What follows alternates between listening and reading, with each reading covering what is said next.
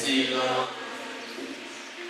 Que ma vie soit une fleur et parfum pour toi, Seigneur. Que ma vie soit une fleur et parfum de bonne odeur. Devant toi je me répands, fais de moi ce que tu voudras. Devant toi je me répands, fais de moi ce que tu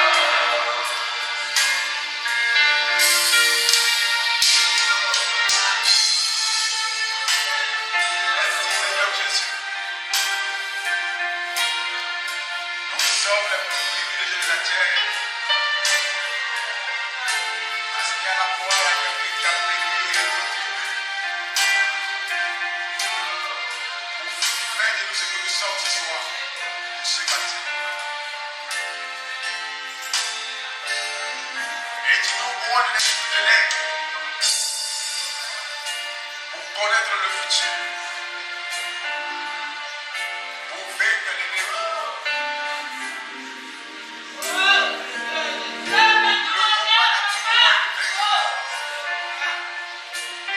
Même si parce qu'il opère, nous autrefois qui avons tous les esprits de famille,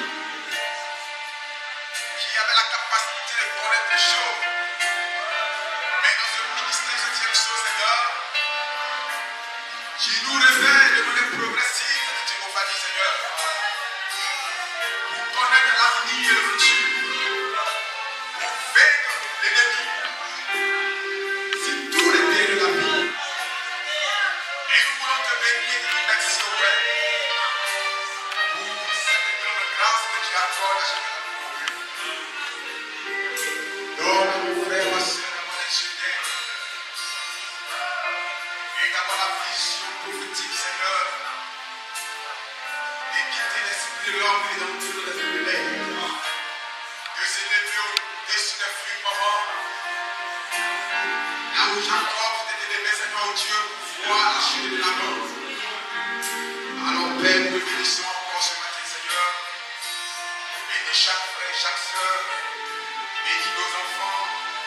Bénis l'Église. Au nom de Jésus-Christ. Amen. Amen. On peut s'asseoir.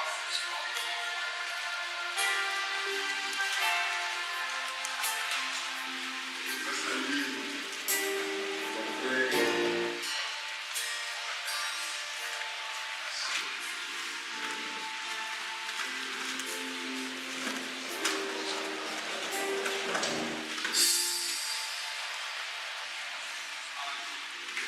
Avant de laisser la place au prédicateur, j'aimerais donner un petit conseil qui va nous aider dans le jour à venir.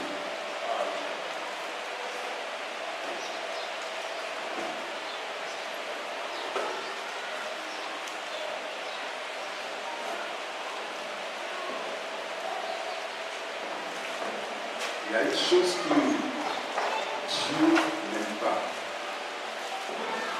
c'est la négligence.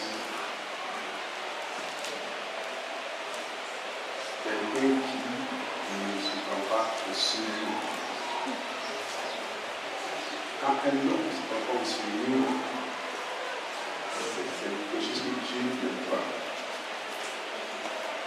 Vous voyez, la révélation du temps de la paix doit avoir un impact sur notre vie, dans tous les domaines.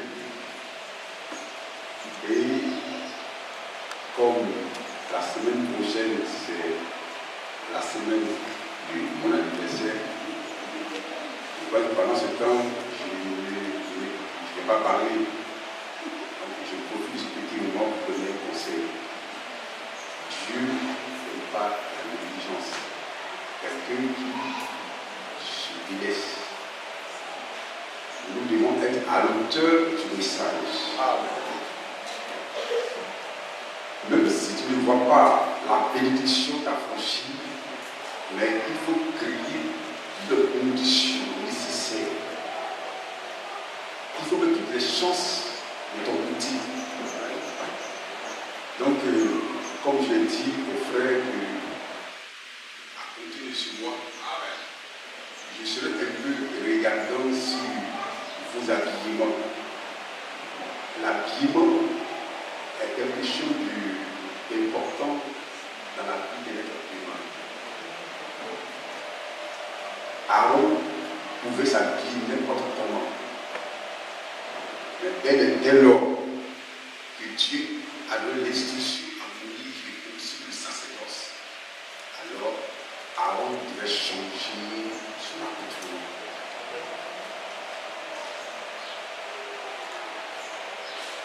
Donc, un adorateur qui ne se prend pas au sérieux, il ne veut pas juste des bénédictions célestes. La simplicité n'est pas de la sainteté.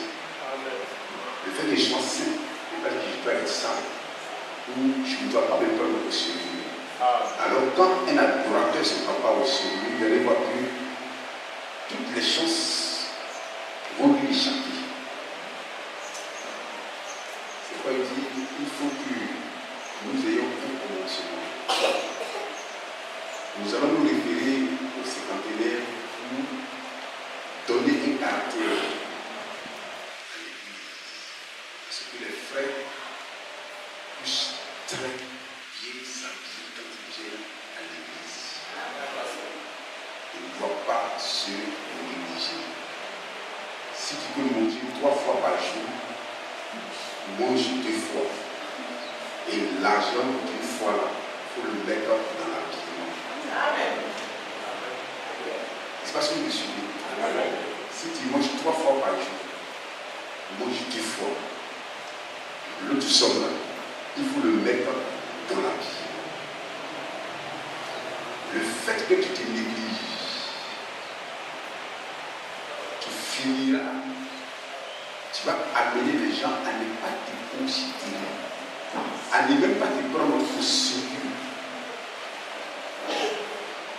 Peu importe les arguments que tu vas donner, tu n'es pas capté.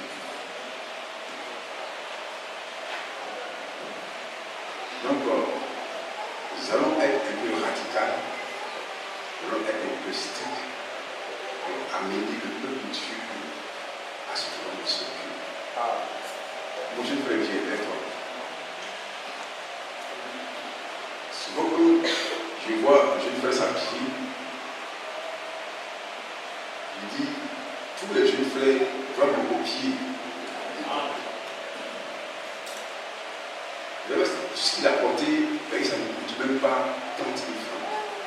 Avec 20 000, 15 000 francs, c'est acheté normalement. Donc,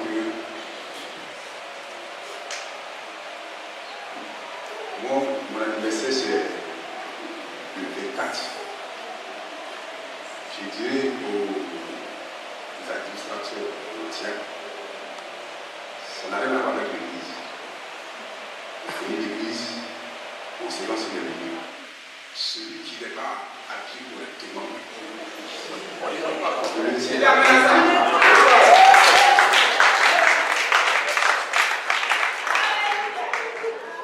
il ne laisse pas montrer que ça soit de la journée. Dites que le pasteur dit l'adoration, c'est à l'église. Là-bas, c'est une invitation. Donc, moi-même, ces jours-là, je vais m'arrêter à la porte.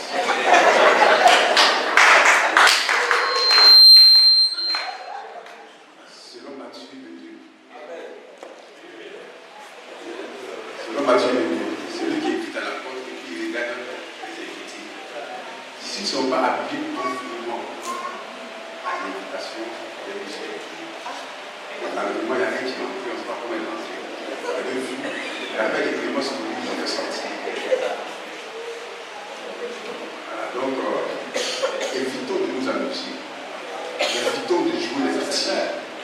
Évitons de jouer les malheureux. Évitons de jouer ce que je n'ai pas les moyens.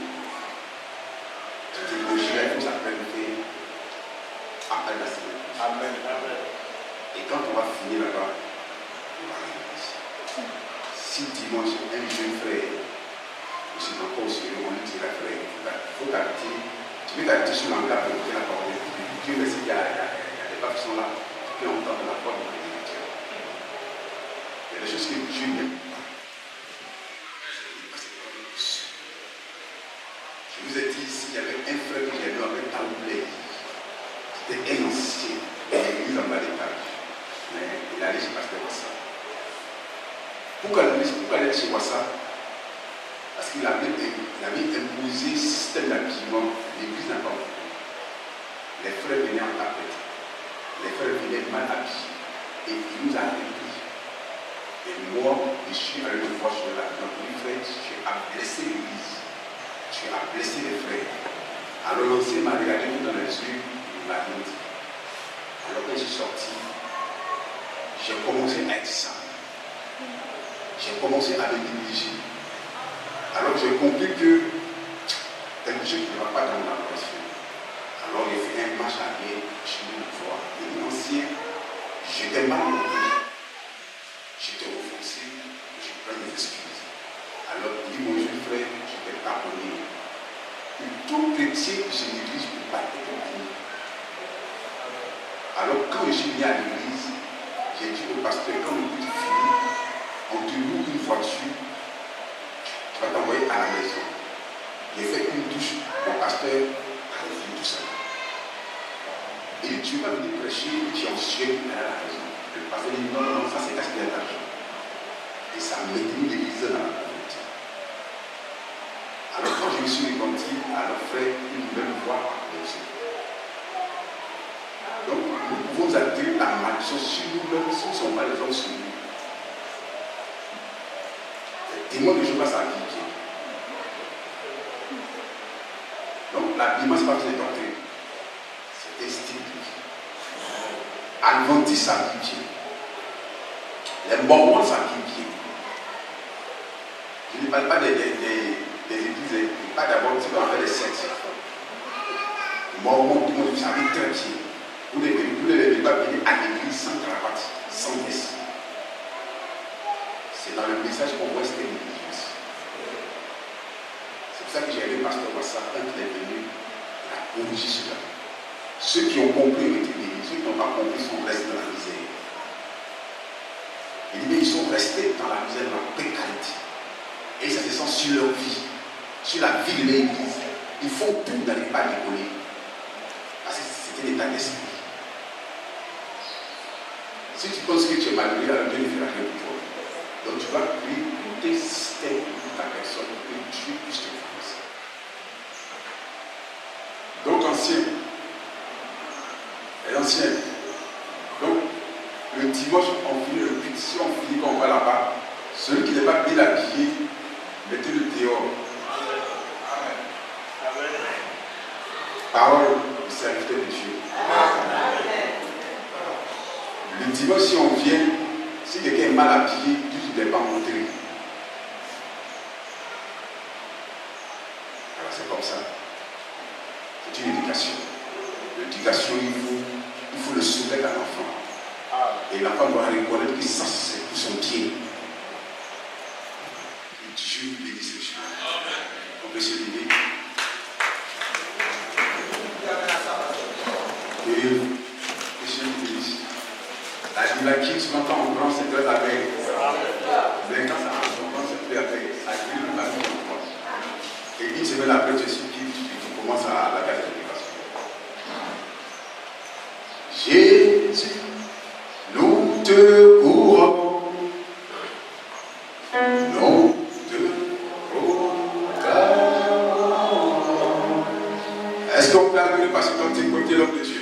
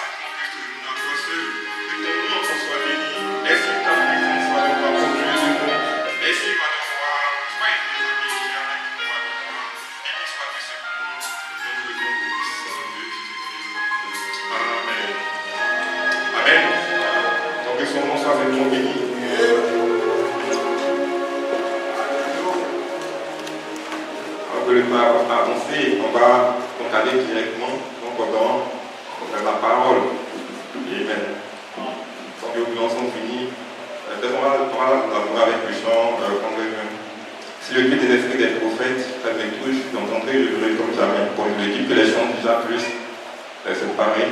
Donc la dernière fois, ils n'ont pas trop bien joué. Puis toucher, toucher, toucher comme jamais. Je suis touché, touché, touché comme jamais. Béni, béni, béni comme jamais. Sauvé. Amen. Voilà, donc après, on va prendre le temps, donc adorer le Seigneur avec. Donc ici, évidemment, la louange est dans l'adoration et son peuple même. Et il y a un autre fait également qui est important, on voit qu'il le passe dans ses repas, donc des choses qu'on devrait essayer de voir. Je pense que tout ce qui est sonorisation normalement, c'est le groupe musical qui doit s'en charger. Voilà, donc normalement, vous devez trouver quelqu'un pour. Amen. Voilà, donc pendant qu'ils sont en train de parler, donc c'est de ça en fait qu'ils sont en train de parler. Amen. Donc la sonorisation, c'est comme les chants font souvent qu'on avait des mariages, et puis la sonore est passée, ils font ce qu'on appelle une balance. Donc la balance permet de s'assurer que tout fonctionne correctement. Vous voyez? Pour que pendant le déroulement du service du mariage, pendant qu'ils sont en train de chanter, ce n'est pas maintenant qu'ils vont nous faire des réglages. Amen.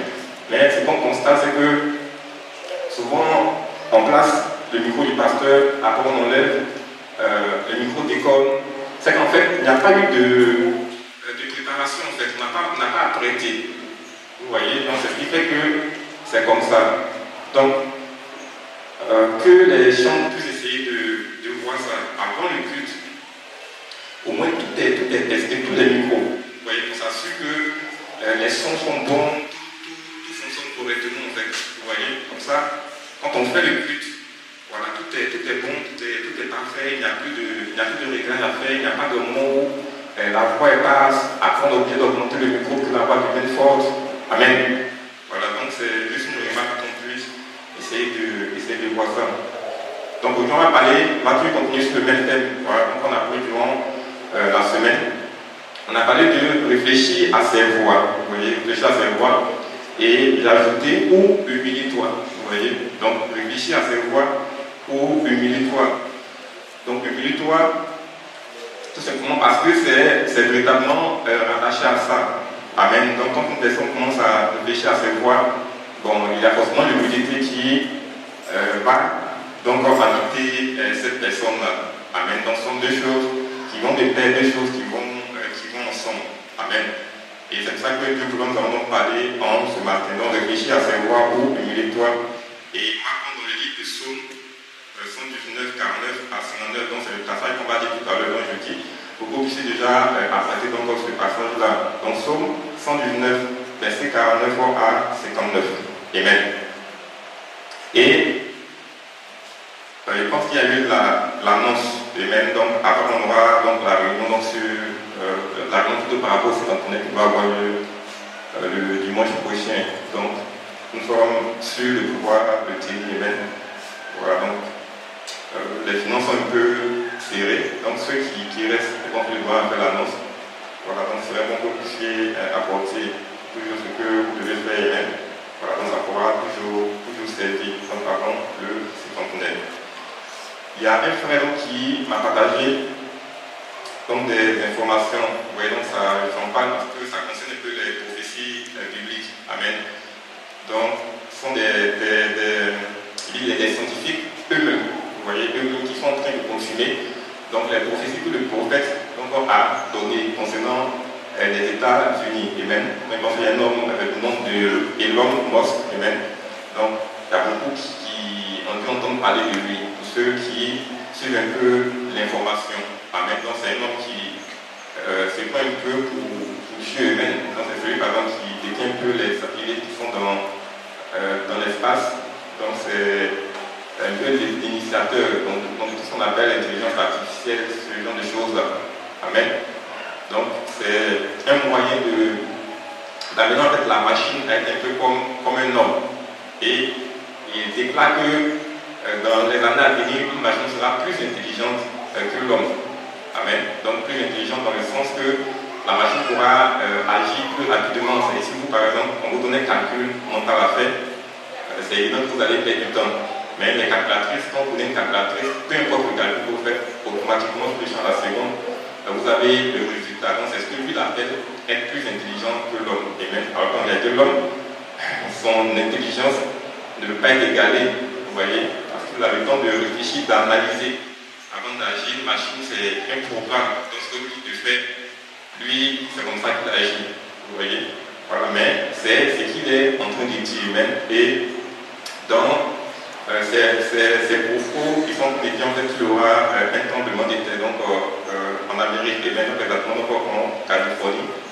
Et il pourrait pas en fait pour très bientôt. De même que la crise économique donc, sur laquelle le pasteur a enseigné. Vous voyez, donc il voit ça en fait de façon imminente. Donc la crise économique, là, il voit ça de façon imminente comme quelque chose vraiment qui est proche. Vous voyez. Donc il parle de cela même dans cette année 2024. Amen. Donc c'est vraiment quelque chose qui peut arriver. Mais quand ça vient, on sait juste confirmer les prophéties bibliques. Vous voyez. Voilà, donc nous, ça ne sera qu'une confirmation de ce que déjà notre prophète nous a dit, vous voyez. Et également, il y a l'actualité dans ce qu'on sait sur la Russie. Donc il y a des derniers propos du président français vis-à-vis de la Russie, donc du conflit qui sont en train de mener au niveau de l'Ukraine elle-même. Et le président russe, il a dit qu'on dit l'arme nucléaire. Amen. Voilà, donc ils ont dit l'arme nucléaire. Ça veut dire en fait que l'arme nucléaire où avant les gens n'osaient pas trop en parler, bon, c'est devenu comme quelque chose dont ils en parlent tout le temps. Donc s'ils parlent tout le temps de cela, ça veut dire qu'en réalité, il peut utiliser cela pensant qu'il n'est de mort. Vous voyez, donc il peut l'utiliser à tout moment. Si c'est sans menacer, c'est sûr qu'il va le faire. Amen. C'est sûr qu'il va le faire. Amen. Alors on sait que l'arme nucléaire, c'est ce qui détruira dans ce monde, vous voyez, dans lequel nous sommes. Donc ce n'est plus un sujet tabou, ce n'est plus un sujet de crainte, c'est une chose, c'est un thème qu'on emploie, qu'on peut utiliser comme on veut. Amen.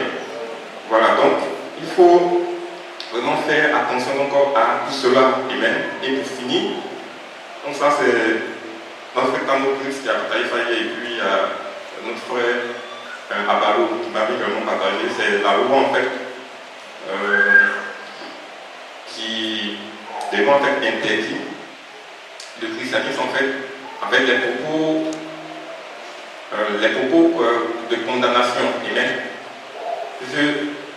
Les propos qui condamnent le péché, voilà. Donc pour le dire exactement c'est ça. Donc quand on prêche, on dit par exemple que l'homosexualité c'est mauvais. Vous voulez par exemple c'est mauvais, telle chose c'est mauvais, telle chose on ne doit pas le faire. Vous voyez, donc au Canada, ils sont en train de voter une loi donc pour ne plus en fait qu'on puisse avoir ce genre de propos-là. Et tu dois respecter l'autre. Donc sa religion telle qu'il est, telle qu'il veut vivre, tu dois le respecter, donc tu ne dois plus le condamner. Amen. Voilà, tu ne dois plus le condamner. Et cette loi-là est déjà au niveau de l'Assemblée nationale. Donc si jamais ça passe, voilà, ça doit être que toute personne qui va tenir des propos blessants peut-être contre un homosexuel au Canada, on pourra le prendre et on pourra le mettre en prison. Vous voyez? Amen. Voilà, donc tu ne dois pas le condamner, mais tu ne dois pas lui dire qu'il est dans le péché. Voilà, tu dois le laisser tel. Et quand je parcourais les informations, il a dit qu'il y a un pasteur là-bas au Canada, avant même que la loi ne sorte, qui lui a déjà tenu des propos contre des homosexuels. Donc en condamnant en fait ce qu'ils font. Et que lui, ils ont mis la main sur lui. Amen. Avant même la loi, lui, ils ont mis la main sur lui. Actuellement, il est en prison. Vous voyez, il a dit qu'avant, il y avait une première ministre, leur ancienne première ministre, donc elle était homosexuelle. Vous voyez. Donc, c'est à elle qu'ils sont passés pour qu'elle puisse l'arrêter. Mais le motif n'est pas valable parce qu'il n'y a pas de loi. Donc, il a dit qu'ils l'ont jugé, ils voulaient le libérer parce qu'en réalité, il n'y a pas de motif. Mais ils ont tout fait pour le maintenir, le garder là-bas. Amen. Donc si la loi sort, donc ça sera quelque chose de difficile en tout cas pour les croyants qui seront dans ces endroits-là. Amen. Donc ça sera un peu comme Lot. Voilà, Lot qui était à Sodome et Gomorrhe. Les dealers péchés le tourmentaient. Amen. Quand une chose vous tourmente, ça veut dire qu'en réalité vous subissez. Vous voyez, mais vous ne pouvez pas dire quelque chose comme ça. Si vous dites quelque chose comme ça, ils vont vous prendre, vous mettre en prison. Donc, vous êtes là, vous regardez, ça vous tourmente, ça vous fait mal, mais vous ne pouvez rien dire comme ça. Vous voyez, donc c'est un peu dans cette situation-là que vous devez trouver donc beaucoup de croyants, vous voyez, qui sont donc dans ces états-là. Amen. Voilà, donc ce qu'il nous faut, c'est donc de prier pour eux. Amen. De prier pour eux. Tout comme fait, si c'est la volonté de Dieu que la chose soit ici, amen, on ne peut pas prier pour aller contre la volonté du Seigneur. Amen. Voilà, mais on peut remettre cela entre les mains du Seigneur afin que lui-même et puis vraiment conduire toutes choses. Amen. Amen. Sans que son nom soit simplement béni. Donc, après nos Bibles dans Psaume, chapitre 119, 49 à 59.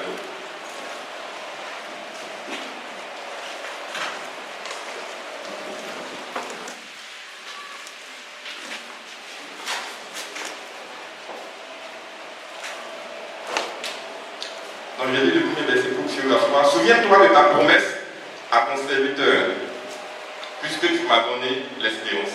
Amen. Donc, que Dieu bénisse sa parole.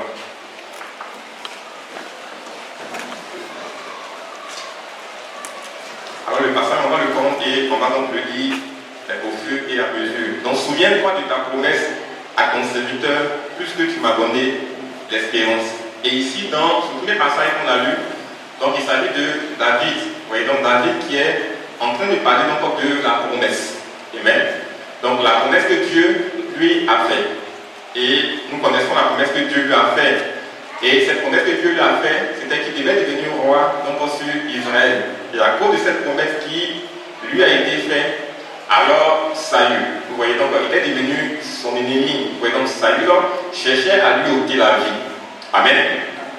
Alors le prophète dit, c'est lorsqu'il était dans cette situation-là, où Saül cherchait à lui ôter la vie. Donc c'est en ce moment précis qu'il a écrit donc le psaume 119. Quand vous le prenez, c'est un psaume qui est long, où il parle beaucoup donc de la parole, donc du fait qu'il doit aligner son cœur sur la parole du Seigneur, qu'il doit obéir donc à cette parole-là. Amen. Donc c'était pendant donc, ce temps de détresse, c'était pendant ce temps-là, voilà donc qu'il a écrit ce psaume-là. Et on va donc le lire pour qu'on puisse ensemble voir.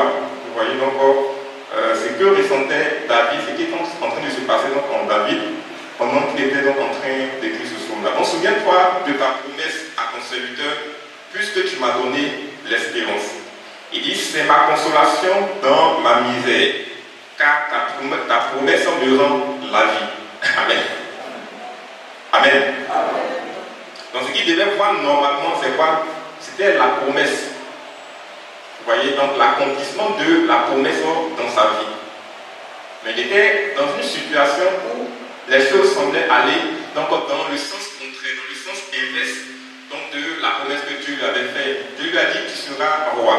Vous voyez, donc un roi, on ne le trouve pas dans le désert. Vous voyez, un roi, on ne le trouve pas dans le désert avec des vagabonds, des brigands, donc qui sont autour de lui, qui sont avec lui. Amen. Au contraire, ce qu'il faisait, c'était du mercenariat. Amen. Il était comme un mercenaire, il était comme un fugitif, donc il était comme un fuyard. Normalement, il devait être à côté de Saül. Amen. Donc Saül devait déjà le préparer, l'apprêter pour dire quand je ne serai pas là, c'est toi qui vas prendre ma place. Amen. Non, c'est comme ça qu'il avait fait son calcul. Amen. Et c'est ce qui était normal. Mais ce n'était pas comme ça que Dieu avait vu la chose. Amen. Alors, la promesse semblait s'éloigner encore de lui. Alors que c'était effectivement une promesse qui venait de Dieu, dans la mesure où c'est Samuel le prophète qui est allé et qui l'a appoint. Vous voyez, ce n'est pas n'importe quel prophète qui est allé et qui a appoint David. Donc c'est Samuel le prophète lui-même qui a été envoyé, qui a été dépêché donc, par Dieu. Amen. Alors, quand David était donc dans cette situation-là, alors le fait qu'on dit qu'il a commencé à considérer ses voies. Vous voyez, il a commencé à considérer, donc à réfléchir à ses voies. Il a commencé à se dire, mais c'est qu'il y a quelque chose qui ne va pas. Vous voyez, et c'est quelque chose qui ne va pas, on ne sait jamais. Peut-être que ça peut être moi-même, David. Vous voyez, peut-être que je me suis éloigné donc du Seigneur, peut-être que j'ai fait quelque chose, peut-être que j'ai posé un pas, peut-être que j'ai agi d'une manière qui fait qu'au lieu que la promesse s'accomplisse dans ma vie, vous voyez, une chose que Dieu m'a dit se réalise, je suis en train de voir le contraire. Alors, il a commencé à réfléchir, donc à considérer ses voies. Vous voyez, à s'examiner. Donc, à voir, est-ce qu'il n'a pas mal agi, est-ce qu'il n'est pas dans une position, vous voyez, qui fait que Dieu ne peut pas agir donc, en sa faveur. Alors, au verset 51, il dit, des orgueilleux me charge de raillerie, je ne m'écarte point de ta loi. Amen. Et ces orgueilleux, c'était qui? C'était simplement Saül. Amen. Parce que d'un côté, on considère David, et de l'autre côté, on considère Saül. Puisque ce sont les deux qui étaient donc en opposition. Vous voyez, donc une personne qui avait la promesse de Dieu sur sa vie, cette promesse-là qui devait donc s'accomplir, et une autre personne qui persécutait celui qui avait la promesse de Dieu dans sa vie. Vous voyez, mais pourquoi est-ce que Saül faisait ça? Amen. Est-ce parce qu'il ne connaissait pas la promesse de Dieu pour cet homme-là? Au contraire, il connaissait cette promesse-là. Il savait bien que David est celui-là qui allait être son successeur. Vous voyez, il savait très bien cela. Mais s'il savait cela, mais pourquoi est-ce qu'il se comportait quand même comme cela? Amen. Alors ça, c'est vraiment une grande question. Mais la réponse, c'est tout simplement parce qu'il était orgueilleux. Vous voyez? Et alors la Bible nous dit que l'orgueil précède la chute. Vous voyez? Et quand on est orgueilleux, alors ce qui suit notre orgueil, c'est la chute.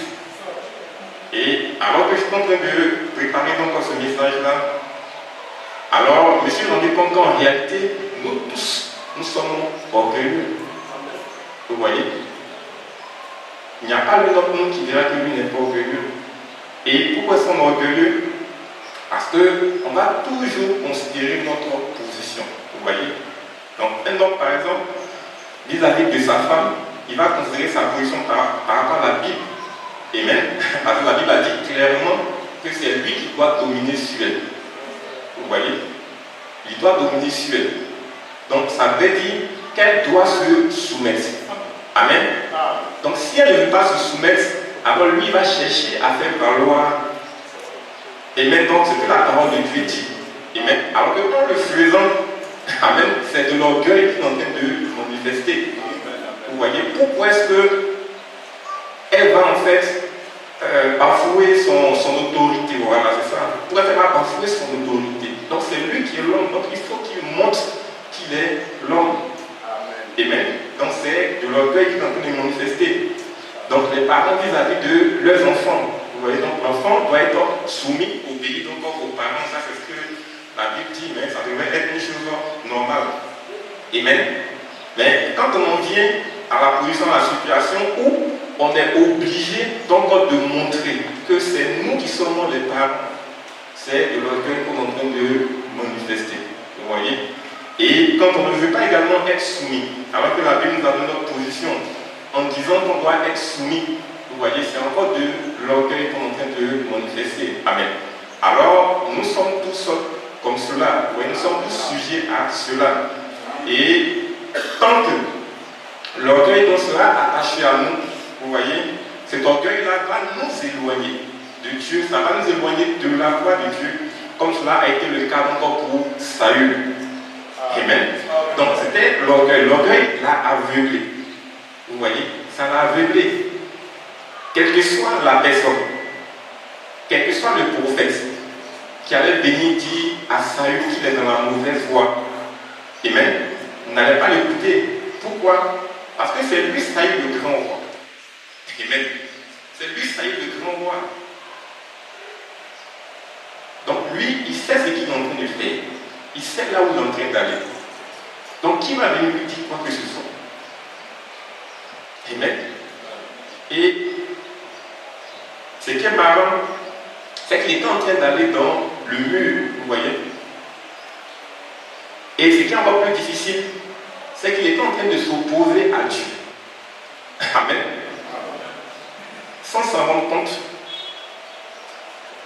Parce qu'une personne ne peut pas se rendre compte qu'il s'oppose à Dieu, puis il va insister, il va s'opposer à Dieu. Mais en réalité, ça, il est en train de s'opposer à Dieu, il est en train de combattre contre Dieu. Donc ce Dieu-là qui disait qu'il s'aimait, il est en train d'aller contre ce Dieu. Il est en train d'aller contre la promesse de Dieu. Dieu avait dit que David devait devenir roi. Lui, il cherchait à annuler ça. Il n'est pas question que la promesse de Dieu s'accomplisse. Mais qu'est-ce qui m'a emmené dans cet état-là? C'est l'orgueil, tout simplement. Amen. Pourquoi je parle de humilie-toi, vous voyez, parce que tant qu'il y a l'orgueil ne peut pas nous faire voir les choses, vous voyez. Donc, l'orgueil nous aveugle, si vous voulez. Amen. Vous voyez, ça ne peut pas nous emmener à considérer donc les choses comme on devrait les considérer. Vous voyez, ça nous fait être radical, ça nous fait avoir une autre position. Vous voyez. Alors que quand vous êtes humble, alors vous avez le temps donc d'analyser, de réfléchir vraiment à vos voies. Vous voyez. De réfléchir vraiment pour voir qu'est-ce que je dois faire. Vous voyez. Est-ce que je suis en train de bien faire? Est-ce que je suis en train de bien agir? Amen. Et malheureusement, c'est la situation, vous voyez, donc, dans laquelle on était Saül. Donc une personne qui s'opposait à Dieu, une personne qui résistait à Dieu. Et il y a une autre personne qui a agi exactement comme Saül. Vous voyez, donc on a parlé de ça dans la semaine. Il s'agit de Jonas. Vous voyez, Jonas, la promesse de Dieu qui lui est parvenue, c'est qu'il devait aller à Ninive, donc pour prêcher Ninive, pour apporter la parole. Amen. Ça, c'est ce que Dieu attendait de lui. Et c'est la promesse qui lui a été faite, pas autre chose. Mais ce que Jonas a fait, il dit non, lui ne peut pas obéir donc à cette promesse-là. Il ne peut pas exécuter cette promesse-là. Amen. Pourquoi? Parce qu'il avait lui-même ses pensées. Il avait lui-même sa manière de voir. Et il voulait exécuter lui son programme. Il voulait exécuter lui son plan au lieu d'exécuter le programme de Dieu. Amen. Et alors qu'il a agi ainsi, la Bible nous dit qu'il était en train de s'opposer à Dieu. Vous voyez? Il était en train de combattre contre Dieu. Amen. Lui, un Israélite, il devait plutôt être un serviteur de Dieu. Vous voyez qu'il devait plutôt être soumis. Mais il combattait Dieu. Il s'opposait à Dieu. Il ne voulait pas faire ce que Dieu lui demandait. Et il a dit ce qui devait lui arriver, c'était quoi? C'était tout simplement la chute. Amen. Donc une chute lamentable. Une chute vraiment misérable. Donc une personne qui allait être avalée par un poisson, vous voyez, n'allait même pas être enterrée dignement. Amen. Il n'allait pas avoir de tombeau. Donc ça, c'était la fin que Dieu lui réservait. Mais pourquoi? Parce qu'il refusait de se conformer. Vous voyez, donc à la promesse de Dieu. Et alors, quand Jonas était donc dans le ventre du poisson, alors le fait nous dit que c'est là-bas qu'il a considéré ses voies. Vous voyez, c'est là-bas qu'il a commencé à réfléchir. Parce que c'était sa dernière chance pour parler comme les païens. Amen. C'était la dernière opportunité qu'il avait. Amen. Donc, soit il s'humiliait, il se soumettait à la volonté du Seigneur, ou soit il mourait là. Amen. Donc, quand il a commencé à considérer ses voies, il a commencé à se dire, mais pourquoi est-ce qu'il résiste au Seigneur? Amen. Donc, l'orgueil est maintenant tombé. Amen. Pourquoi est-ce, quand vous analysez, pourquoi est-ce que Jonas agissait comme ça? Vous voyez, pourquoi? Est-ce que ce n'était pas simple, ce n'était pas facile de simplement faire ce que Dieu lui a dit? Vous voyez, aller s'arrêter à Ninive et puis prêcher la parole et puis c'est fini. Est-ce que ce n'était pas simple? Est-ce qu'il avait besoin de faire tout ce de perdre tout ce temps? Il a perdu du temps, comme Israël dans le désert, qui a perdu 40 années, vous voyez, à tourner, tout simplement parce qu'il ne voulait pas se soumettre à ce que Dieu leur avait dit, vous voyez. Donc il a perdu du temps inutilement. Amen. Donc cherchez à partir à Tarsis, de Tarsis, entrer dans le ventre du poisson, vous voyez. Donc toute cette souffrance-là, pourquoi? Alors, quand on a commencé à considérer ses voies, à se rendre compte que c'était vraiment inutile. Tout ce qu'il faisait, c'était vraiment inutile. Et même, mais tu veux dire tel, c'est rendu compte que c'était vraiment bête. Il n'a pas vraiment réfléchi, il n'a pas vraiment agi de façon intelligente. Et même, et quand il est entré dans son bon sens, alors il s'est mis à se repentir, à implorer la grâce de Dieu, à implorer la grâce du Seigneur sur sa vie. Vous voyez? Et puisqu'on a un Dieu qui est miséricordieux, alors il lui a donné encore une seconde opportunité. Vous voyez? Donc de retourner à Ninive pour pouvoir apporter sa parole. Amen. Et bien souvent, c'est comme ça que nous faisons. Vous allez voir, quand on va aller dans la brochure, quand j'ai réfléchi à me voir, et même je peux rester sur cette brochure parce que déjà c'est une brochure qui est vraiment riche. Amen. Vous voyez, elle est vraiment riche, il y a vraiment beaucoup de choses que vous pouvez dire là-dedans. Vous voyez, donc on va rester seulement sur cette brochure, prendre quelques paragraphes qu'on va lire avant de passer à la prière. Amen. Son nom soit simplement béni.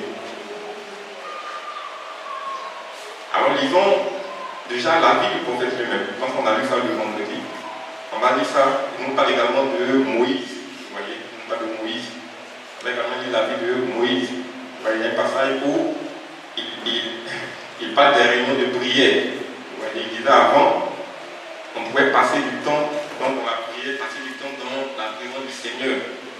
Amen. Mais tout cela, ce n'est plus fait et puis ça ne dit rien à personne. Amen.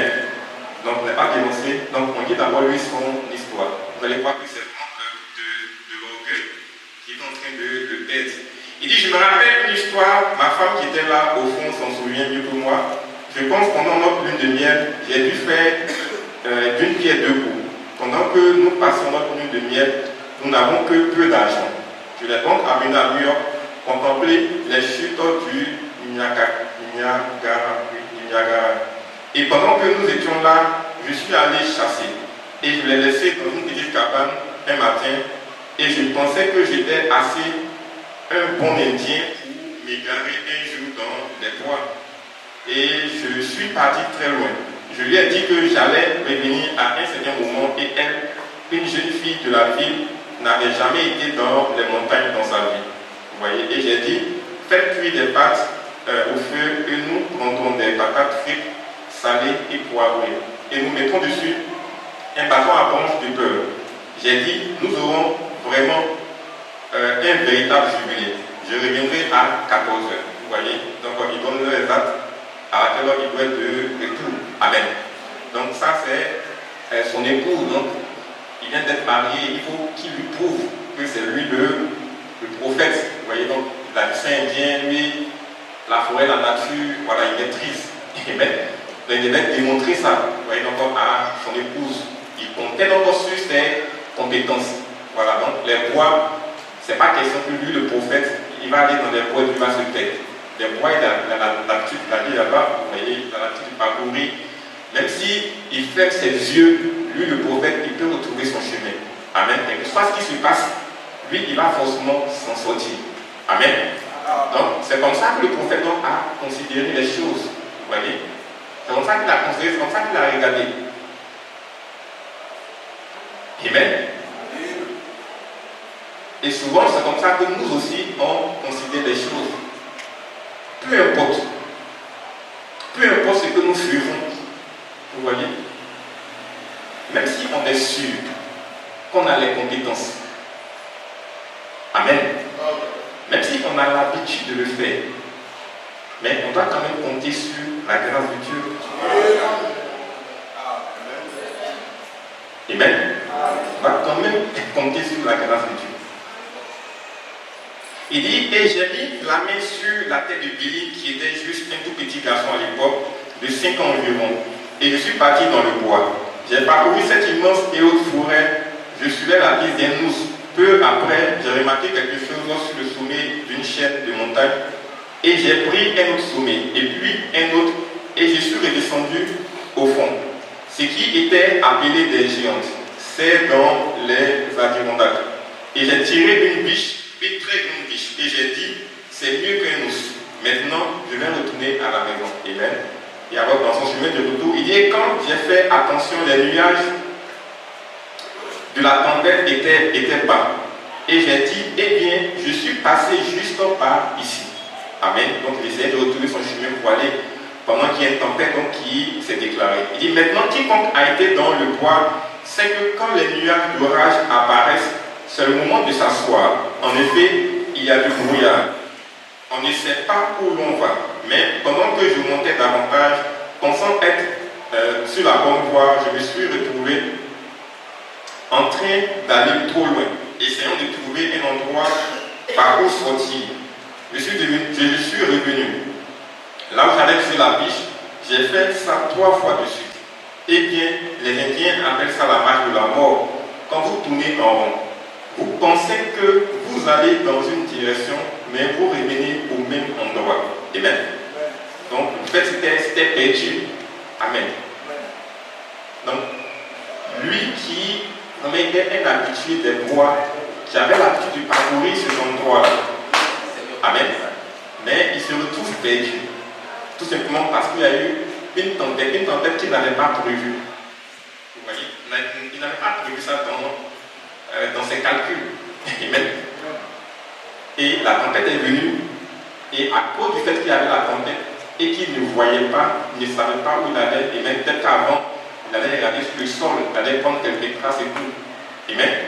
Mais cette fois-ci, il n'y a rien. Donc, comme il dit qu'il est bon chasseur, donc voilà qu'il s'en sort. Il fait tout, il dit il est au même endroit, il est perdu. Donc là, il se compte. Amen. Amen. Il dit la tempête avait déjà commencé, la neige tombait. Et je me suis dit, que puis-je faire maintenant? J'ai une femme et un enfant dans ce bois, vous voyez. Ils n'ont jamais été dans les bois de toute leur vie. Et ils vont mourir ce soir. Vous voyez, donc s'il reste là, sa femme et son enfant, à qui il voulait prouver qu'il était le prophète, Amen, donc ce grand chasseur-là. Donc il risque de les perdre. Amen. Donc la situation commençait à devenir désespérée. Amen. C'est une question du jour de mort maintenant. Amen. Alors qu'est-ce qu'il va faire? Il dit, d'habitude je me trouve une caverne géante et j'attends jusqu'à ce que la tempête soit passée. 1 ou 2 jours. Puis je sors et je situe l'endroit où je me trouve et je continue. Mais eux ne savaient pas comment prendre soin d'eux-mêmes. Et j'ai dit, eh bien, attends un instant, tu es tout simplement en train de perdre la tête. Et lorsque vous faites cela, vous attrapez une fièvre et alors vous êtes perdu. Alors vous ne retrouvez jamais une issue pour sortir. Le plus souvent, vous vous plongez dans la mort. Eh bien, je savais que je tournais en rond. Mais quel secte était-ce? Vous voyez, le vent me soufflait en face quand j'allais pour tirer la biche. Et puis, lorsque je retournais, le vent me soufflait encore de face. Ainsi, je ne pouvais pas déterminer les directions générales comme il ne faisait que noyer au sommet des arbres. Amen. Alors, et j'ai dit, eh bien, je vais aller tout droit une fois de plus. Donc, il va encore essayer. Amen. Donc, il va encore essayer. Et j'ai dit, je ne vais pas dévier, j'irai tout droit. Et je sais que je suis sur la bonne voie. Je suis un assez bon homme de bois pour me perdre dans les bois. Amen. Et je me suis mis en route. J'ai continué, refusant d'admettre cela moi-même. C'est intellectuel. Vous voyez, c'est intellectuel. Quand il dit c'est intellectuel, en fait, c'est la nature de l'homme. C'est pour ça que l'homme est. Vous voyez. Amen. Amen. C'est pour ça que le prophète est contre l'intellectualisme. Vous voyez? Parce que quand vous allez prendre les personnes qui sont intelligentes, les grains intellectuels de ce pays-là, amen, ils sont vraiment très orgueilleux. Vous allez voir, rares sont ceux qui sont humbles. Pourquoi? Ceux qui sont humbles, ceux parmi eux qui sont humbles, c'est que ce sont des croyants, des chrétiens. Vous voyez? S'il n'est pas croyant, ou on tel musulman, ce genre de croyance-là, vous voyez, mais si ce n'est pas ça, ils sont vraiment hautés, vous voyez, ils sont vraiment très orgueilleux, ils ne font aucun cas de vous, vous voyez, ils ne font aucun cas de vous. Lui, il a une voiture, vous marchez à pied, donc vous n'êtes pas la même chose. Amen. Donc c'est ce genre de comportement-là, vous voyez, mais ça y est dans l'homme, et c'est ce que le fait est en train de manifester, donc vous voyez, donc c'est, il dit l'intellectualisme, c'est en fait l'orgueil. Vous voyez? Il dit c'est intellectuel. Je ne peux pas me perdre. En effet, je suis un très bon chasseur. Et je me suis mis en route. Puis j'ai commencé à me rendre compte que j'étais perdu. Vous voyez? Il a fait tout cela quand même, mais il est perdu quand même. Amen. Vous voyez? Et puisqu'il n'y avait plus de recours, regardez maintenant ce qu'il va faire. Il dit c'est ainsi que nous faisons parfois, lorsque nous pensons que comme nous avons adhéré à une église, tout va bien pour nous. Mais il y a quelque chose qui nous dit que nous sommes perdus. Vous voyez? Il dit, attendez que la mort vous frappe. Et alors, vous voyez ce que vous pensez. Il dit, il vaudrait mieux être sûr maintenant. Vous voyez? Et comme je commençais à devenir sincère dans mon cœur, vous voyez, j'ai entendu une voix me parler disant, l'Éternel est un secours qui ne manque jamais en temps de détresse. Amen. Vous voyez? Donc l'Éternel est un secours qui ne manque jamais en temps de détresse. Donc ça, c'est une promesse, vous voyez, de la Bible. S'il avait considéré cette promesse-là depuis le départ, je pense qu'il n'y aurait pas eu de problème. Vous voyez? Mais il n'a pas considéré cette promesse, il a compté sur lui-même ses compétences. Et alors, quand il va maintenant commencer à considérer cette promesse-là, il va commencer à se dire, mais comment est-ce que ça se fait que l'Éternel est mon secours dans la détresse, vous voyez, et que je sois perdu, vous voyez, et que je sois dans cette situation-là. Donc je ne suis pas en train d'accomplir la promesse. Vous voyez, c'est qu'il y a un problème, il y a quelque chose qui ne va pas. Vous voyez, et alors, cela doit vous emmener à réfléchir, donc à vous voir. Vous voyez, alors il dit, et j'ai pensé, eh bien, je commence à être hors de moi. Alors je me suis rendu compte que j'étais totalement perdu. Vous voyez, et totalement, c'est-à-dire qu'il n'y avait même plus d'espoir. Et je me suis agenouillé, vous voyez, sur mon képi, et j'ai placé mon fusil à côté de l'arbre. J'ai dit, Seigneur Dieu, je suis perdu et j'ai besoin de toi. Amen. C'est tout ce que le Seigneur attendait qu'il fasse. Tout ce que le Seigneur attendait qu'il fasse. Amen. Donc, tant que lui-même, il voulait faire quelque chose, il voulait accomplir la chose, ça ne marchait jamais. Vous voyez? Et alors, si vous êtes dans des situations où vous faites tout, vous voyez, vous faites tout et que ça ne marche pas, mais arrêtez d'insister. Arrêtez d'insister. Il y a quelqu'un qui peut s'occuper de ça. Il y a quelqu'un qui peut s'en charger. Donc, Seigneur Dieu, je suis perdu et j'ai besoin de toi. Il dit, et quand je me suis levé, j'ai dit, eh bien, je vais une fois de plus pour toi. Vous voyez? Il dit, et quand j'ai effectué 2 ou 3 pas, une main m'a touché l'épaule et je me suis retourné pour voir ce que c'était. Amen. Il dit, juste attends pour voir les nuages s'écarter, les nuages qui laissent s'écarter et voir la tour au sommet de la montagne Hurricane. Je me dirigeais tout droit vers le Canada. Et maintenant, la direction qu'il prenait, c'était la direction opposée. Amen. Alors, le Seigneur était fait, et je me rends compte que ce n'est pas la bonne direction.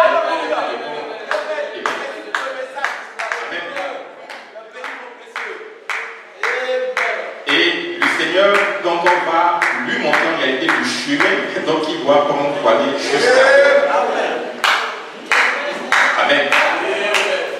fait, c'est surnaturel. Vous voyez, c'est surnaturel. Parce que imaginez-vous le temps qu'il a perdu là. Amen. Donc pendant plusieurs heures, il cherche son sommeil, il tourne sur lui-même, il fait des efforts, tout ce qu'il peut mettre en pratique, il le fait pendant des heures. Et après qu'il ait prié le Seigneur, en un rien de temps, il arrive à retrouver son chemin. Vous voyez? Amen. Donc quand nous avons vraiment tout fait, vous voyez, ou même, bon, je ne dirais pas quand on a vraiment tout fait, il faut qu'on arrête même de chercher à nous diriger, à nous conduire en fait. Et même, c'est ce qu'il faut chercher à faire. C'est-à-dire, rattrapons le temps comme la Bible dit, ou bien gagnons le temps en déjà plutôt réfléchissant à notre voie, vous voyez, en commençant d'abord à réfléchir à nos voies, en commençant à nous examiner, vous voyez, en commençant à penser. Vous voyez, parce que dit même, voici la promesse de Dieu pour moi, comme David, vous voyez, on n'a pas fini le test. Donc voici la promesse de Dieu pour moi. Vous voyez, donc cette promesse-là, pourquoi est-ce qu'elle ne s'accomplit pas dans ma vie? Vous voyez, pourtant la promesse, elle est claire, vous voyez. Dieu m'a dit ça. Dieu n'a pas dit ça à mon frère, il n'a pas dit ça à ma soeur. Il s'est adressé directement à moi. Il m'a dit, voici. Vous voyez, et vous considérez la promesse, pour ça ne s'accomplit pas. Amen. Ce n'est pas vous qui allez amener Dieu à accomplir sa promesse dans votre vie.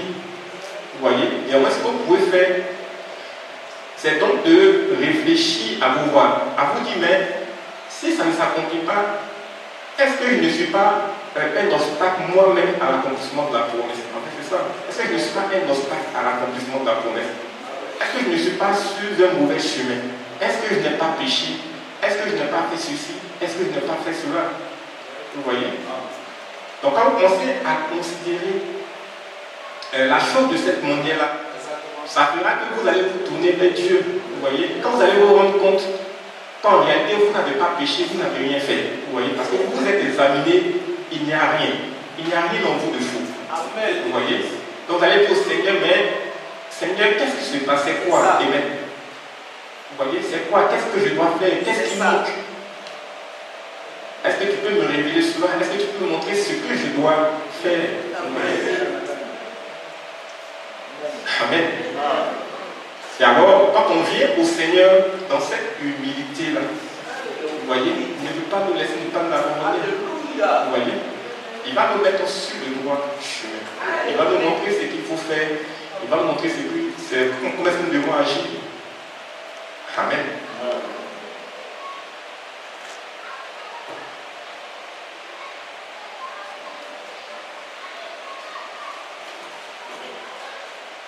Alors, on va lire de 25 à 29. Ok, on a encore du temps. Alors, 25, il dit, voyez-vous, parfois il faut des difficultés pour nous emmener à être conscients. Vous voyez, pour diriger nos espoirs vers Dieu. Pour nous tourner vers lui. Vous voyez, il dit la même chose dans la bouche poussée à bout. Amen. Donc pourquoi attendre d'être d'abord dans des difficultés avant de se tourner vers Dieu? Vous voyez, pourquoi pendant qu'on n'est pas encore dans des difficultés, on ne procède pas ainsi en même temps? Vous voyez? Il dit, je crois que c'était Job qui réfléchissait à ses voies. Et il voulait s'en rassurer. Il ne réfléchissait pas seulement à ses voies, mais aussi à celles de ses enfants. Vous voyez? Et il suivait la seule voie pourvue par Dieu pour tout homme, l'holocauste et sous le sang. Beaucoup parmi vous sont sûrs. Vous voyez, vous avez vu l'histoire de Job. Et il a dit, mes enfants ont été à des fêtes et peut-être qu'ils ont péché. Vous voyez, j'offrirai une offrande pour eux. Il dit, il voulait se rassurer pendant qu'il était dans un état normal et dans son bon sens. Amen. Et en bas, vous allez voir qu'il va prendre l'exemple de David. Il dit de David que David est l'homme selon son cœur. Amen. Et c'est pareil pour Job. Comme je disais le vendredi, Dieu lance un défi à Satan par rapport à Job. Amen. Ne pense pas qu'il existe un homme sur la terre où nous sommes là pour qui Dieu va prendre position et qui va lancer un défi à Satan pour dire tu as vu ma servante tant, tu as vu mon serviteur tant. Et même, autant nous sommes, ça n'existe pas. Vous voyez? Mais il lance un défi à Satan concernant Job. Il dit tu as vu mon serviteur Job? Il n'y a personne qui soit comme lui sur la terre. Vous voyez? Tellement qu'il avait confiance en Job. Amen. Job était, pour moi, à mon avis, il était plus que David. Amen. Une personne qui réfléchit à ses voies. Tout le temps, lui réfléchit. Est-ce que je n'ai pas mal agi?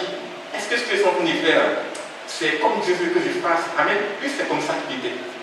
Mes enfants sont venus, quand ils sont partis, est-ce qu'ils n'ont pas péché là-bas? Bon, comme on ne sait jamais, moi, je vais offrir des holocaustes pour eux. Comme ça, s'ils ont péché, au moins, bon, Dieu leur pardonne ça. Vous voyez? C'est comme ça que Job était. Est-ce qu'il y a un homme comme ça sur la terre? Pas possible, même David lui-même, il a péché, vous voyez, donc il a mal agi. En fait, Dieu dit qu'il est l'homme selon son cœur. Mais Job, vraiment, il n'y avait rien, absolument rien qu'on pouvait lui reprocher.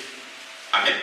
Et le fait dit, c'est comme ça que nous devons en réalité considérer nos voies pour réfléchir à nos voies. Vous voyez, faire comme Job.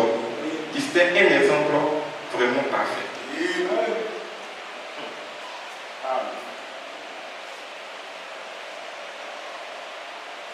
Et mais s'il dit, vous savez, je pense que si les mères, vous voyez, et les pères que nous sommes, ce soir, dans ce beau pays, qui est le nôtre, s'ils passaient plus de temps à genoux, en train de prier, pour amener leurs enfants auprès de Dieu, à travers la prière, plutôt qu'être là dans ces fêtes, à boire et à courir ça et là, il dit, nous aurions quoi moins de délinquance juvénile.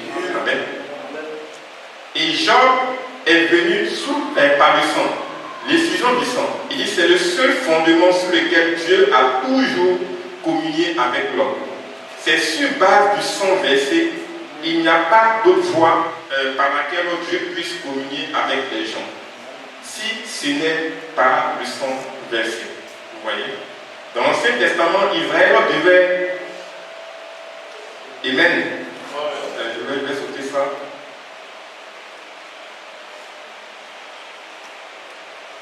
De Luc 28 écrit 29. Amen. On va être directement à 29. Parler de David.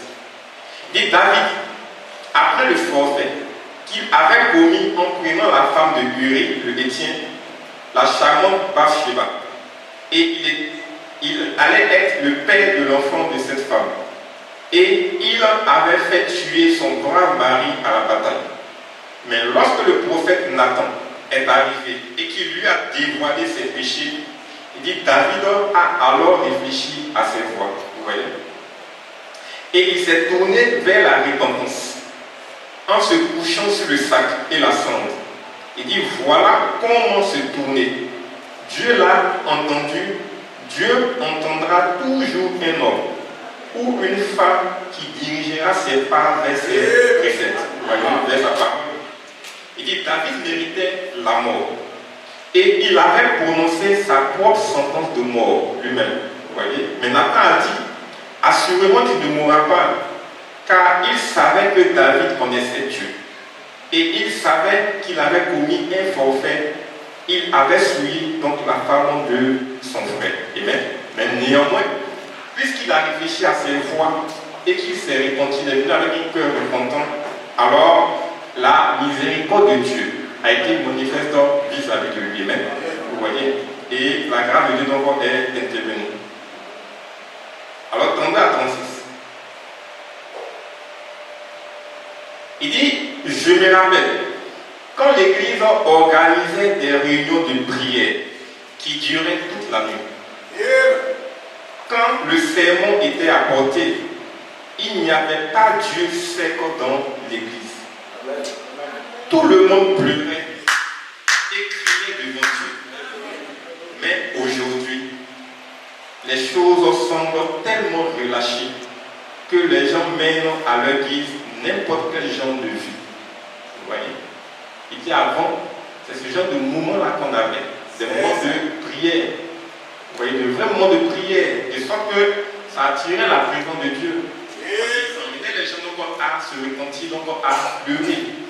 Vous voyez, tellement qu'ils étaient dans la présence du Seigneur. Et il dit maintenant, ce n'est plus le cas. Amen. Alors il dit, et ils se disent toujours chrétiens, peu importe le genre de vie qu'ils mènent. Amen. Ce matin, si on demande à tout le monde, est-ce que nous sommes des croyants? Nous tous on dira qu'on est des croyants du message. Vous voyez. Il dit, je me demande si nous ne nous approchons pas de la maison. Vous voyez. Il dit, nous ferions mieux de réfléchir à nos voies et de diriger nos pas vers ces préceptes. Amen. Ça doit nous emmener chacun d'entre nous à réfléchir. À se dire, mais pourquoi est-ce que avant, amen, c'était comme ça et maintenant ce n'est plus comme cela? Vous voyez, donc en réfléchissant, alors ça va nous amener à considérer les choses autrement. Vous voyez, donc à nous approcher de Dieu, à nous poser donc la question, pourquoi est-ce que Seigneur, avant c'était comme ça et maintenant ce n'est plus comme ça? Pourquoi est-ce que Seigneur, maintenant je suis devenu froid? Vous voyez, avant j'étais bouillant. Avant je passais beaucoup de temps dans la prière. Avant j'avais des dons spirituels. Vous voyez, avant je me parlais. Avant j'évangélisais. Vous voyez, avant je faisais ceci, avant je faisais cela. Mais pourquoi est-ce que maintenant je ne fais plus ça? Vous voyez? Donc, est-ce parce que je me suis relâché? Et alors, quand on est convaincu que c'est parce qu'il y a eu un relâchement, peut-être que le travail a pris le dessus. Vous voyez? Le travail a pris le dessus, les choses de la vie ont pris le dessus. Alors, puisque tout cela a pris le dessus, alors on va commencer à reconsidérer nos voies. Nous disons non, mais ce n'est pas normal, vous voyez. Puisque quand on va considérer la chose de cette manière, alors le Saint-Esprit va commencer donc à nous convaincre du fait que ce n'est pas comme ça. Vous voyez, ce n'est pas ça, ce n'est pas comme ça. Voici plutôt ce que nous devons faire. Vous voyez. Parce que tant que vous ne considérez pas vos voies, tant que vous ne vous asseyez pas, vous commencez à réfléchir, à chercher c'est quoi qui est le problème, Dieu ne viendra pas vers vous. Amen. Il ne viendra pas. Et la situation ne va pas changer. Vous voyez, ça ne va pas changer. On va prendre l'exemple d'Abraham, dont nous avons appris la dernière fois. Amen. Donc, il a dit Abraham, c'est parce qu'il était en méditation profonde. C'est le thème que lui-même a utilisé pendant qu'il prêchait. Il était en méditation profonde. Il était en train de considérer la promesse que Dieu lui avait faite. Parce qu'il avait attendu pendant 25 ans. Amen.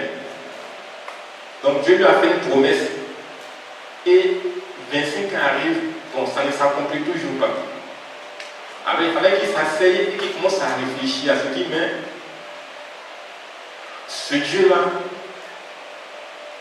est-ce que cette promesse-là, c'est Dieu qui me l'a fait? Est-ce que c'est véritablement une bonne promesse?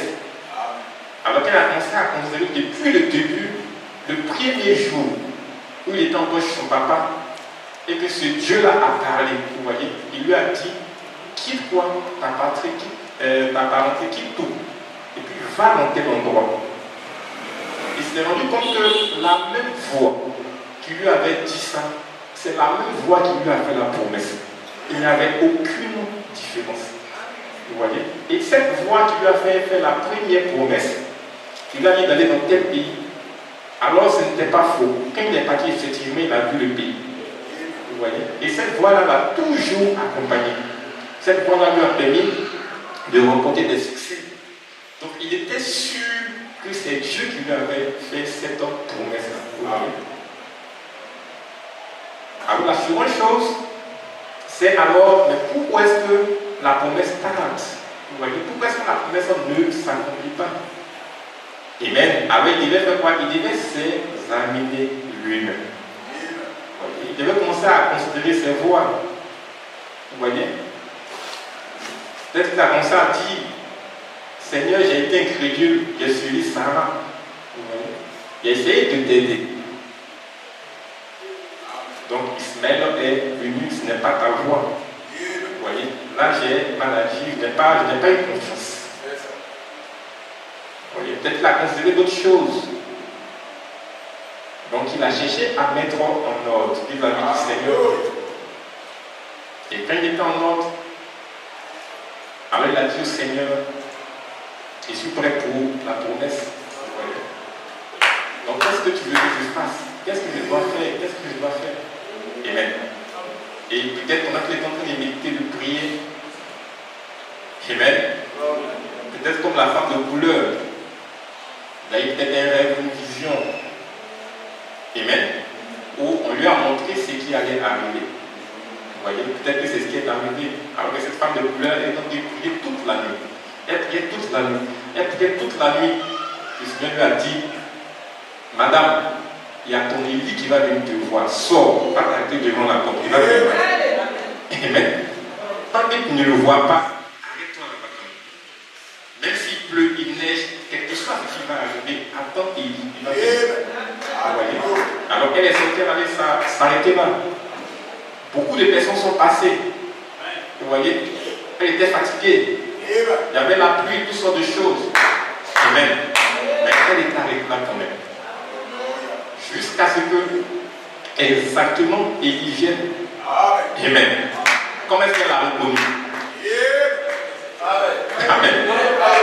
Comment est-ce qu'elle a reconnu? On ne sait pas. Mais elle l'a reconnu quand même. Vous voyez, et il est arrivé. Elle savait que c'était lui. Comment? Une personne qu'elle n'a jamais vue. Parmi beaucoup de personnes qui passaient. Amen. Et ça a été la même chose pour Abraham. Il était assis là, les anges sont venus. Vous voyez, alors qu'ils se sont approchés. Il a dit quoi? Mon Seigneur, il les a reconnus. Il a reconnu plutôt le Seigneur. Il a reconnu le Seigneur. Attends que je te sers ceci, cela.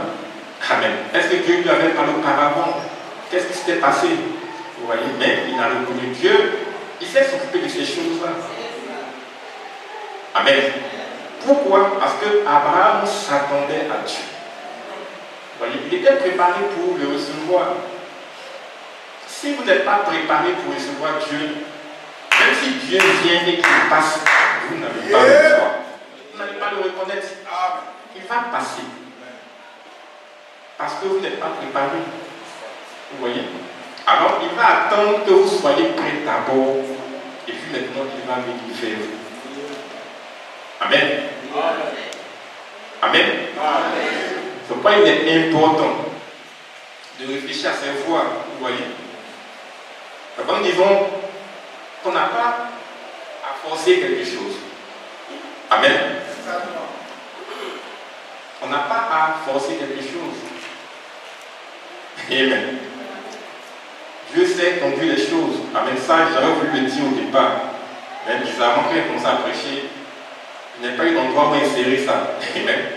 Voilà, mais c'est le bon moment où je dois le dire. Vous voyez, donc on n'a pas besoin de forcer donc avec Dieu, on n'a pas besoin de forcer avec le Seigneur. Amen. Donc Dieu traite de façon individuelle. Vous voyez? Donc de façon individuelle avec chacun d'entre nous. Vraiment de façon individuelle. Amen. Si vous vous attendez à un truc de groupe, ça ne sera jamais un truc de groupe. Amen. Ça ne sera pas un truc de groupe. Quand on parlait sur les réseaux sociaux, il y a des vidéos où les gens de Dieu font des trucs de groupe. Amen. Où ils vont prendre leur veste. Amen. Et puis tout le monde est versé à terre. Ça, c'est un truc de groupe. Amen. Ici, Dieu ne va pas traiter avec nous en groupe. Vous voyez, il ne va pas le faire. C'est une chose qui est individuelle. Parce que c'est la promesse qu'il a faite au prophète. On a déjà lu ici la vision de la tente. On a dit quand le prophète a eu la vision de la tente, il dit c'était une tente où chacun entrait individuellement. Vous voyez, c'est comme une cabane, une maison qui est là. Et seul Nouba vient, elle rentre. Quand elle rentre, personne ne sait ce qui se passe là-bas. Amen. Personne ne sait ce qui se passe là-bas. Mais une chose est sûre, c'est que quand elle ressort, elle n'est plus la même. Vous voyez? Individuellement. Amen.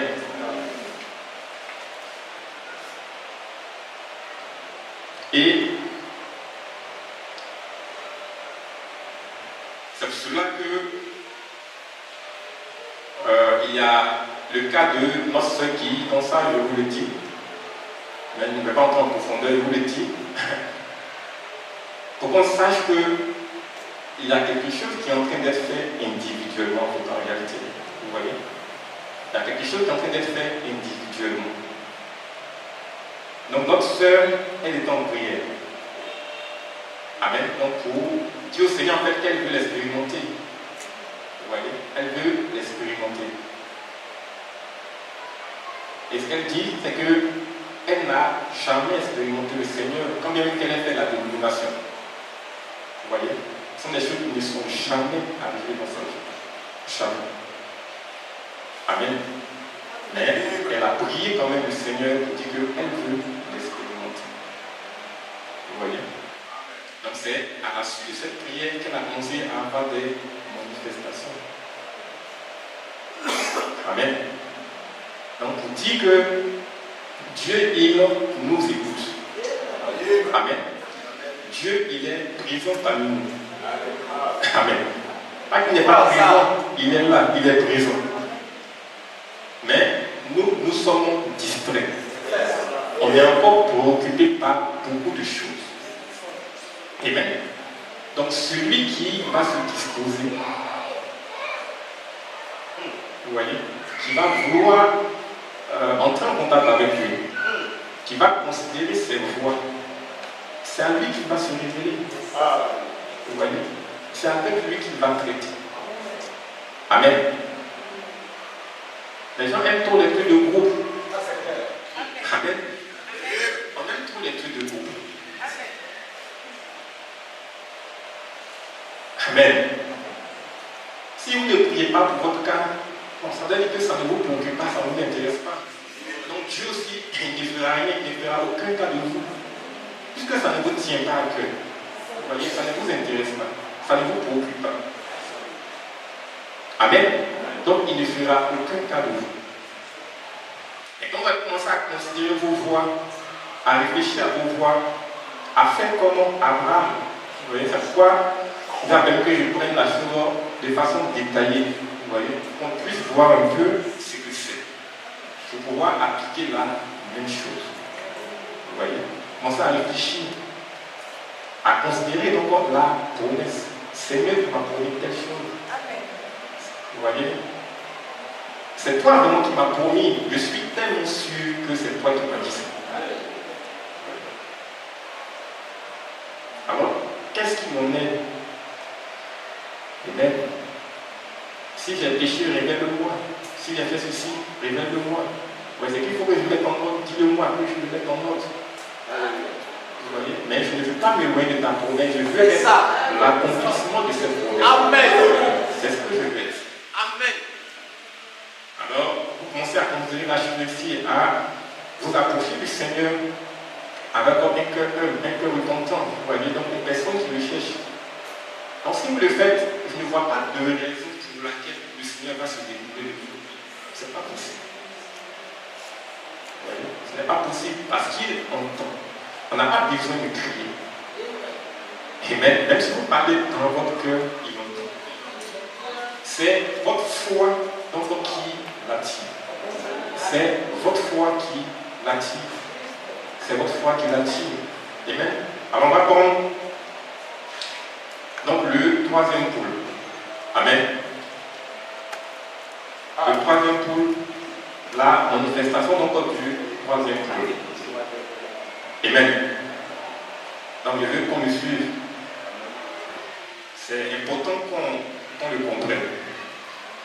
Alors il est dit, quand le prophète parlait du troisième pôle, il a pris des hommes, et les hommes qu'il a pris, donc c'est une personne qui allait à la pêche. Vous voyez, il dit cette personne qui allait à la pêche, elle jetait une canne. Vous voyez, donc la femme jette la canne donc, dans l'eau et il y a donc des poissons qui viendront pour manger donc la pâte. Et il dit que la voix lui a dit que c'est au moment où les poissons sont en train de manger la pâte. Vous voyez, ceux qui aiment c'est un pêcheur, c'est les ceux qui connaissent. Au moment où ils sont en train de manger, c'est quand l'attraction devient forte. C'est-à-dire quand il commence à tirer fortement sur la corde et qu'il sent au moment précis que lui, il va également tirer donc la corde rapidement pour pouvoir attraper, pour pouvoir prendre le poisson. Amen. Vous voyez, donc ça, c'est ce qu'il explique. Mais le poisson, ça sera quoi? Le poisson, ça sera à vous et moi. Vous voyez, donc chacun d'entre nous. Et celui qui sera au bout donc, du fil de la canne, vous voyez, c'est Dieu. Amen. C'est Dieu. Donc c'est Dieu qui est le pêcheur, celui qui est en train de pêcher. Et il cherche à pêcher, donc chacun d'entre nous. Il a jeté la part, et maintenant qui est la parole. Et c'est Satan, à ce que nous fassions, c'est de tirer. Vous voyez, donc de tirer la part. Amen. Mais pendant qu'on tire la part, chacun tire la part d'une certaine manière. Vous voyez. Et quand on tire la part, c'est au moment opportun. Vous voyez, au moment opportun où il doit tirer, qu'il va tirer. Ça veut dire qu'il vous faut avoir en réalité assez de foi. Vous voyez, assez de foi. Parce que c'est lorsque la part est tirée fortement, et même que le pêcheur, il tire pour pouvoir attraper encore le poisson. Mais quand la part n'est pas attirée fortement, vous voyez, le poisson il ne prend pas fortement la part. Amen. Quand il ne prend pas fortement, le pêcheur, lui, ne tire pas. Parce que s'il tire, bon, lui dit, il rate le poisson. Amen. Donc le fait de tirer, c'est quoi? C'est la foi que chacun d'entre nous on manifeste. Vous voyez? Alors, quand on manifeste beaucoup de foi, vous voyez, beaucoup de foi, alors, le troisième point, c'est quoi? C'est l'attraction. Vous voyez? Quand on manifeste beaucoup de foi, alors on est en train de mettre la pression, beaucoup de pression sur la ligne de Dieu. Vous voyez? Et c'est en ce moment précis que quelque chose se passe. Vous voyez? C'est pourquoi, sans la foi, vous voyez, sans notre foi, Dieu il est inefficace. Il ne peut pas faire quelque chose. Amen. Sans notre foi, l'homme de Dieu est inefficace. Amen. Pas que lui n'a pas la foi. Quand lui vous fait des déclarations, quand il vous dit ceci, il vous dit cela, amen, il le dit parce que lui, il croit. Sa foi lui dit que c'est comme ça. Vous voyez? Mais nous, on n'a pas assez de foi pour pouvoir capter ce que l'homme de Dieu est en train de dire. Vous voyez? Et qu'on n'a pas assez de foi et qu'on n'arrive pas à capter, alors ça n'emmène pas la promesse de Dieu à l'accomplissement. Amen. Donc sans foi, il est impossible d'emmener les choses de Dieu à s'accomplir. Vous voyez? Et l'exemple qu'on a l'habitude de prendre, c'est notre Seigneur Jésus lorsqu'il était dans sa patrie. Amen. C'était toujours le même Seigneur, il était vraiment loin même jusqu'au temps. Parce qu'il venait de finir 40 jours de jeûne et de prière. Mais puisque les gens ne croyaient pas, donc il n'a même pas fait de miracle là-bas. Vous voyez? Il n'a pas pu accomplir de miracle. Pas qu'il n'était pas loin. Le prophète ramène la foi au peuple de Dieu que nous sommes. Vous voyez? Il dit, c'est nous qui produisons le miracle, c'est nous qui amenons la parole de Dieu à l'accomplissement. Vous voyez, c'est nous, c'est chacun d'entre nous qui le faisons. Mais en fonction de notre foi. Amen. Alors, quand il est en train de faire le discernement, il dit, la lumière se promène. Vous voyez, là où il y a beaucoup de foi, alors la lumière va là-bas, soit elle souffre eux. Il fait le discernement pour eux.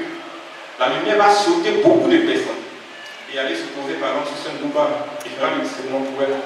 Ça va se promener à un autre endroit. Donc là où il y a beaucoup de foi, il y a beaucoup d'attraction, alors c'est là-bas que la lumière va émettre. Donc Dieu a besoin de notre foi pour pouvoir agir. Amen. Il a besoin de notre foi. Amen.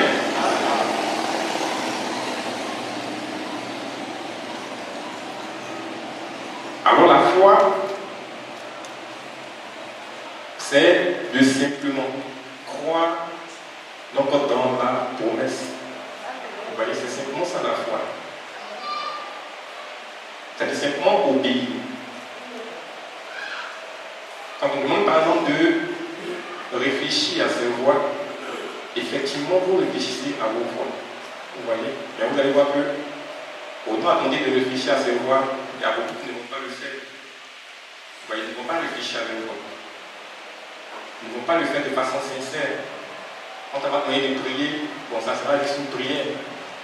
Amen. Alors que, sincèrement et profondément, on doit vraiment chacun d'entre nous réfléchir à nos voies. Vous voyez, on doit vraiment se comparer par rapport à la promesse, ce qui a été dit sur nous. Amen. C'est qu'on sait que Dieu doit accomplir. Il ne faudrait pas qu'on s'attende à ce que Dieu vienne lui dire encore une deuxième fois. Il t'a dit qu'une fois c'est suffisant. Quand il appela Abraham et qu'il lui a dit tu vas avoir un enfant, il n'a pas pourri après Abraham. Tu vas avoir un enfant, chaque jour tu vas avoir un enfant. Non. Il lui a dit, il s'attendait à ce que Abraham croie en cela. Amen. Alors quand Dieu vous a fait une promesse, ce qu'il vous a dit au départ, s'il doit vous parler encore, c'est la même chose qu'il va vous dire. Il ne va pas changer. Vous voyez? Donc considérez la première promesse que Dieu vous a faite depuis le départ. Amen. Et priez en fonction de cela. Seigneur, tu m'avais dit ça. Vous voyez? Tu m'avais dit ça. Mais peut-être que je suis devenu un pesé. Vous voyez? Peut-être que j'ai laissé le travail prendre le dessus. Peut-être que j'ai laissé ceci prendre le dessus. Peut-être que j'ai laissé telle chose prendre le dessus. Amen. Donc je veux reconsidérer mes voies. Vous voyez, donc j'ai besoin de toi. Alors on va revenir dans notre texte. Il dit, je me rappelle quand l'église organisait des réunions de prière qui duraient toute la nuit. Quand le sermon était apporté, il n'y avait pas Dieu sec dans l'église. Tout le monde pleurait et criait devant Dieu. Vous voyez? Et tout le monde. Mais aujourd'hui, c'est quelques-uns, mais ça va commencer à se répandre au fur et à mesure. Amen. Et quand on va arriver dans des temps où même ceux qui seront dehors, ils pensent qu'on est dans un quartier. Vous voyez, quand on prêche, les gens entendent la prédication qu'on est en train d'apporter. Vous voyez, il va y avoir des moments où des gens seront saisis. Donc de eux, là où ils seront, pour qu'ils puissent se repentir. Et tout le monde pleurait et criait devant Dieu. Mais aujourd'hui, les choses sont tellement relâchées que les gens mènent à leur guise n'importe quel genre de vie et ils se disent toujours chrétiens. Je me demande si nous ne nous approchons pas de la maison, nous ferions mieux de réfléchir à nos voies et de diriger nos pas vers ces préceptes. 33, il dit, il y eut Moïse, le puissant prophète. Il était devenu un vieux berger. Un jour se posait des questions là derrière la montagne sur un vieux petit sentier que les brebis avaient tracé. Vous voyez? Donc Moïse, il dit Moïse avait commencé à réfléchir à ses voies. Amen. Alors regardez un peu l'histoire de Moïse. Il dit peut-être qu'il lui était familier. Mais ce matin-là était un petit peu différent, un petit peu différent des autres matins. Donc ce matin était différent des autres matins. Il y avait, on dirait, quelque chose autour de lui. Vous voyez? Vous savez, Jésus a dit une fois, s'il garde silence, les pieds crieront. Je me demande si les anges ne lui prêchaient pas. Tout d'un coup, il s'est mis à réfléchir à ses voies. Comment sa vie avait été un échec et comment il s'était mis à chercher un refuge pendant que son peuple était dans l'esclavage. Amen. Donc, la promesse de Dieu pour lui, ce n'était pas qu'il soit là où il soit. Vous voyez, la promesse, c'était qu'il devait être un libérateur. Et sa mère lui avait conseillé ça depuis qu'il était petit. C'est ce qu'il lui avait dit. Et ça, il avait ça dans son cœur. Peu importe le temps, mais c'était toujours dans son cœur. C'est à cela que Dieu t'a appelé. C'est à cela que Dieu t'a appelé. C'est à cela que Dieu t'a appelé. Vous voyez? Et il était sûr que ça, c'était la promesse de Dieu pour lui.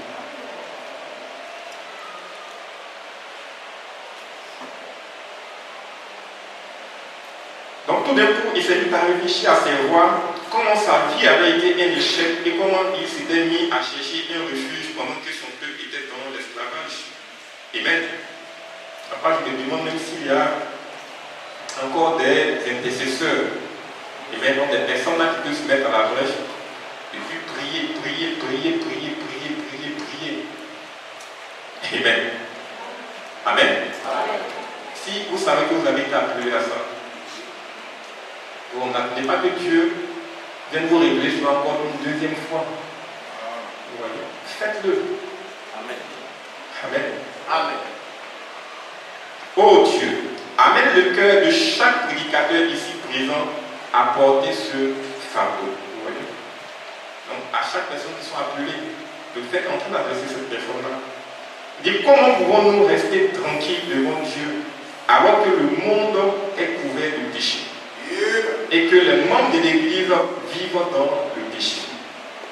Comment pouvons-nous nous taire pendant que l'Église est mise en pièces par les credos et ses dénominations et que la fraternité est brisée? Il dit que les gens sont abattus alors que Dieu exige la sainteté, sans laquelle personne ne verra le Seigneur. Ouais. Il dit, comment est-ce qu'on voit cela? Et bon, ça ne nous dit rien, on ne fait rien. Amen. Il y a quelque chose qui ne va pas en réalité. Vous voyez? Regardez, quelque chose ne va pas. Mais comme je dis, on est devenu empesé. On a laissé le diable prendre le dessus. On a laissé beaucoup de choses prendre le dessus dans notre vie. Amen. Sur à quoi le Seigneur nous a appelés. Vous voyez, sa promesse qu'il nous a fait. Il s'attend à ce que nous considérions vraiment nos voies. Qu'on réfléchisse vraiment. Amen. Alors qu'on continue 34, il dit Moïse s'est mis à réfléchir à ses voies, à la façon dont il avait suivi sa propre formation et son instruction. Et il savait qu'il avait un appel de Dieu dans sa vie. Mais il avait essayé de l'accomplir à sa propre manière. Beaucoup parmi tous les prédicateurs se trouvent dans cette difficulté. Nous avons un appel de Dieu dans notre vie, mais après, nous nous mettons à recevoir une instruction qui nous dit que les jours des miracles sont passés et que le baptême du Saint-Esprit n'existe pas, que c'était pour le passé, que Dieu vous accorde de réfléchir à vos voies. Le même Dieu qui a écrit cette Bible vit toujours et il vous en tiendra responsable. Alors 35, il dit Dieu est infini. Et quand il parle, ça doit être parfait. Il ne peut pas changer. Nous ne pouvons pas changer la parole de Dieu. Nous devons changer notre pensée pour la conformer à la sienne. Amen. Il dit ce n'est pas Dieu qui doit changer lui sa parole pour adapter sa parole à nous. Vous voyez? Mais c'est nous on doit changer. C'est nous on a besoin de changer. Parce que lui, sa promesse en réalité est claire. Vous voyez? Sa promesse est claire envers chacun de nous. Donc, si nous ne sommes pas conformes à ce qu'il a dit, vous voyez donc à sa promesse, alors c'est à nous de nous conformer à cette promesse-là. En faisant quoi? En considérant simplement nos voies. Vous voyez, en disant Seigneur, c'est ça qui est ta promesse. Mais je suis à des millions de kilomètres de cette promesse-là. Vous voyez, donc je veux revenir dans ta promesse. Amen. Si on n'a pas la force, il faut qu'on fasse sincère envers le Seigneur. Vous dites qu'on n'a pas la force, on ne sait pas comment faire. Vous voyez, on a besoin de son aide. Vous voyez, on a besoin qu'il nous aide. Et je suis sûr qu'il va le faire. Mais il faut déjà avoir cette volonté-là. C'est ce qui nous manque. Vous voyez, notre orgueil fait que on sait qu'on est en train d'aller dans le but, mais l'orgueil fait qu'on ne veut pas se retourner. Vous voyez, on continue, on persiste, on persiste, on persiste. Amen. Il ne peut pas changer. Nous ne pas changer la parole de Dieu, nous devons changer notre pensée pour la conformer à la sienne. Que la pensée qui est en Christ soit en vous. Alors, vous penserez comme lui. Et comme il s'est mis à réfléchir à ces choses, je le vois tout déchirer. Vous voyez? Personne ne peut avoir son propre passé. Vous voyez? Personne ne peut avoir son propre passé en face de lui sans être tout déchiré à ce sujet-là. Donc personne ne peut vraiment considérer ses voix sans que ça ne le touche, sans qu'il ne vienne vers là. C'est pas possible. Vous voyez? Parce que vous vous rendez compte que vous êtes vraiment un rétrograde.